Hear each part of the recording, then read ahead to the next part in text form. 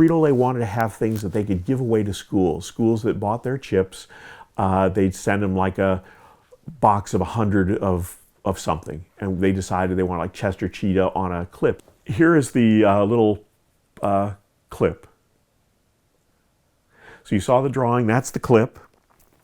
So what happens in the process, so I tell the kids, I take the drawing is approved, everybody, the people like, yeah, that's what we want done. So the next step is I send that drawing to the sculptor and say, here's Chester Cheetah. Sometimes I have to do a few drawings so that it shows or just send pictures like a turnaround of what Chester Cheetah looks like. You'll be standing there, you'll see front, side, back. Well, Jim Rogers is the name of that sculptor. And Jim will sculpt it, and he sculpts it using, this is back in the day, he sculpted using clay and wax. And then he would take that sculpture, and what he would do is he'd have like a milk carton, like a milk carton, the top cut off, and he'd have a pencil and a string wrapped around this thing, and it would be dipped it would be held and dipped into the carton, and then he would pour this rubber stuff into the thing, and that's how he would make the mold. When it would finish up, he'd open it, he would cut the thing in half, take out his sculpture, and he would have a mold. And so then what he could do is put the mold together, put it back in the carton. He could mix up some resin, liquid resin, and pour that in. And this is what he gets out.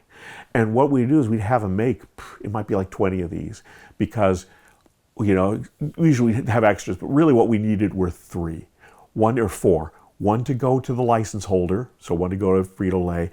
If this was something being done for if it was like Jack in the Box doing Air Bud would get 1, Jack in the Box would get 1, we would have 1 at the office, and 1 would go to the factory that they would use to make the metal tool.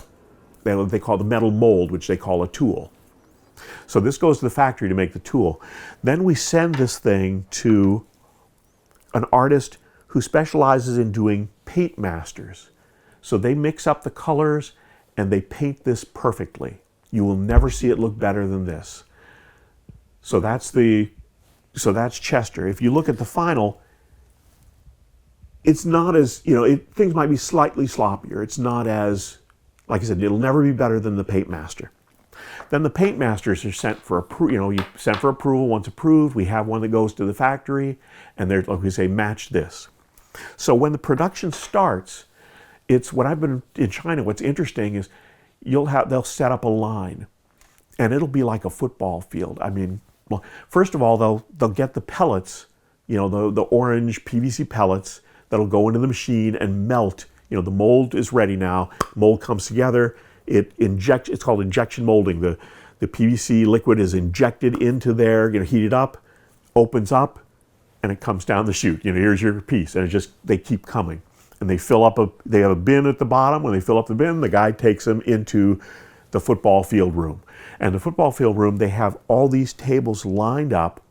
They have airbrush lines coming from the top, and people are all in chairs in this line. So what happens is, hold on one sec, see if I can just grab a few things here.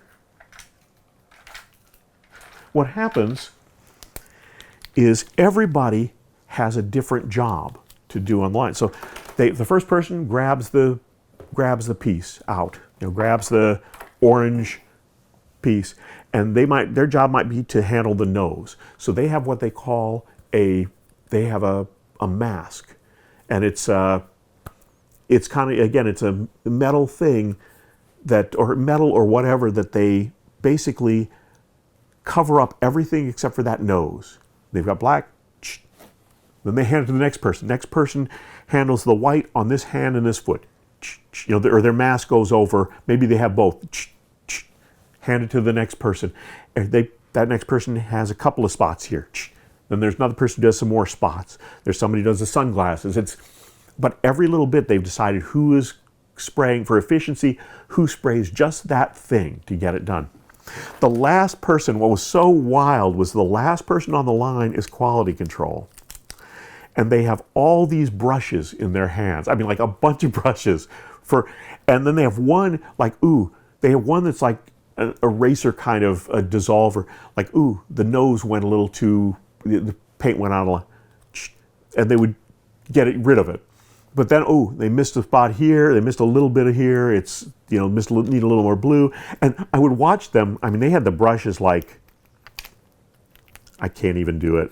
But I mean, it was just like this, and it was just boop, boop, boop, boop, and everyone, they'd look and, oh, that needs that, oh, little correction there, boop. And then it would go into a plastic bag, your plastic bag, which then go into the seal up, put it in the carton. When they got 100 in, seal the carton up, next carton. So that's how they made these things.